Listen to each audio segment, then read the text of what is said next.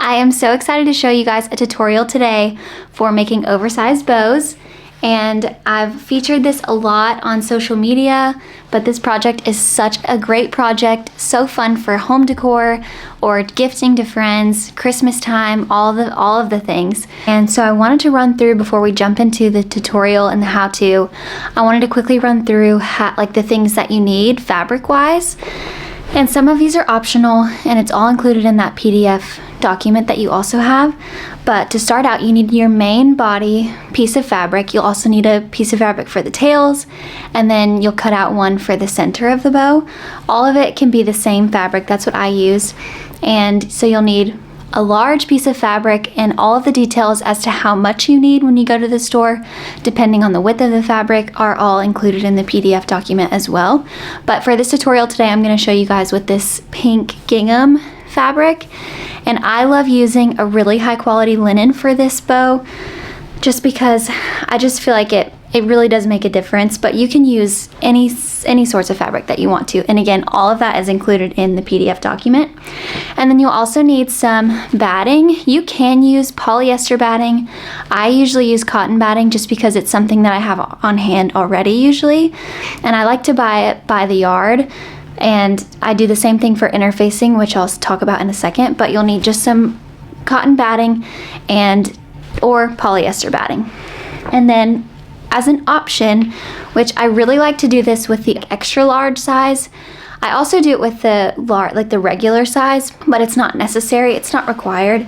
It just gives some extra structure to your bows, and that is interfacing. And I use fusible interfacing always. And this one, actually, since I'm making the extra large bow today, is like more of a heavy duty, thicker interfacing, but really whatever you have will add a little bit of structure to your project.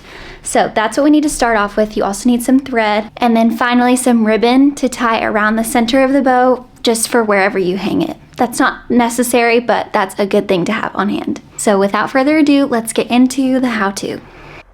So the first thing that I always do with any of the projects that I'm working on is iron my fabric. And this linen I particularly ironed a lot, just because linen has a tendency to be pretty wrinkly. But I'm also adding some interfacing onto this fabric, so I ironed it onto the wrong side, and then I flipped it over to the right side and folded it in half lengthwise with right sides together. And then I pinned along the raw edges, so there's really only, just on that long side, I pinned along the entire thing, and that's the only place that I'm sewing. So I'll basically have an open slot on both sides with one long seam where the raw edges are, not on the folded edge, just on the raw edges. And then I cut the strings off and I moved it back to my table. And then I'm going to turn the entire thing inside out. So I'm going to use those two holes that are on the edges to turn it inside out. This can be tricky sometimes, but you just kind of have to force it through. And then I iron that just to make sure that everything is nice and tight, and just give it a good press, because that'll also help set the interfacing if you used it in there as well. And then you'll want to grab your batting, whether you chose cotton batting or polyester batting, either one. You're going to take the entire thing. It should be cut the exact same as the main body of the fabric, so you're going to cut it in half. You don't need to pin it or anything, but you're just going to put it inside of your new main body fabric. And this can be kind of hard to flatten everything out, but just do your best. Reach your arm in there and try to get everything flattened out really nicely. So you should end up like this, with fabric, then 2 layers of batting, and then fabric. And then you're going to fold it in half widthwise and pin along that raw edge that you just pinned. And we're going to use a pretty big seam allowance. On the rest of the bow, we're using a 1/2 inch, but here we're going to use a 2 inch or 1.5 inch seam allowance. And that's just because having that extra seam allowance behind the bow is going to help it to stand up and not flop over. I realize this after a lot of trials, that it's just so beneficial to have that big seam allowance. So then you're going to flip everything right sides out, and then your main body is done. That's so easy, right? And then you're going to grab your fabric for your tails, and this is just one long piece of fabric, and you're going to fold it in half lengthwise and give it a good press, just to make sure that all the edges are aligned properly. And then you're going to do another fold widthwise so that you have basically 4 layers of fabric at the end.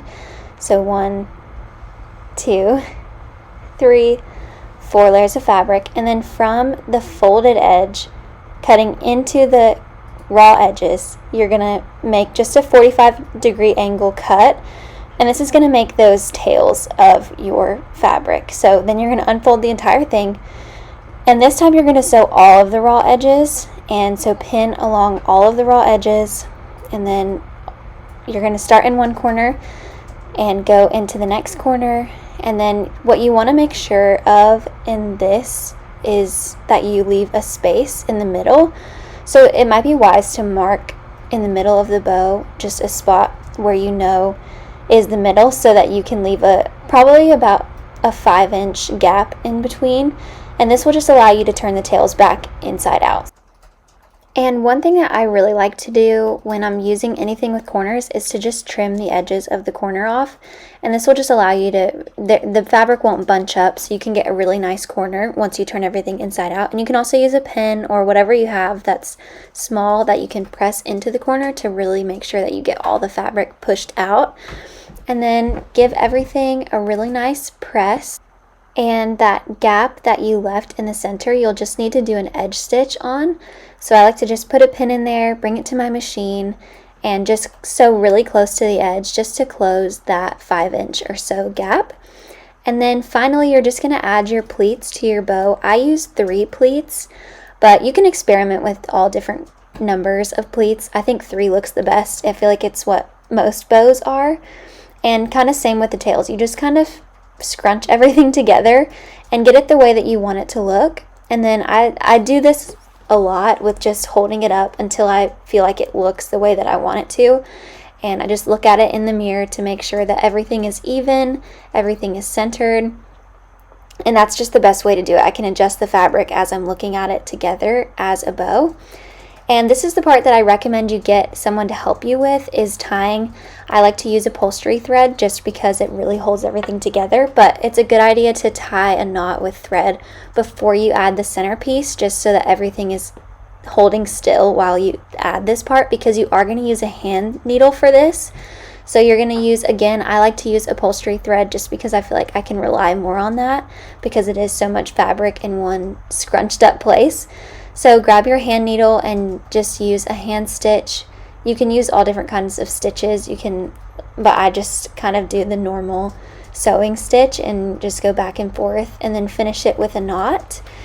And then once you get to that point, you can just cut off the extra fabric at the back, because there should be some, and then you have your finished bow. Okay, and now you have your entirely completed bow, and you can tie a ribbon around the top of it to hang it in your home or on your front door. And this is just such a great project, so I hope you guys love it as much as I do, because I have so many of these. I'm starting to run out of room for places to put them, so there you have it.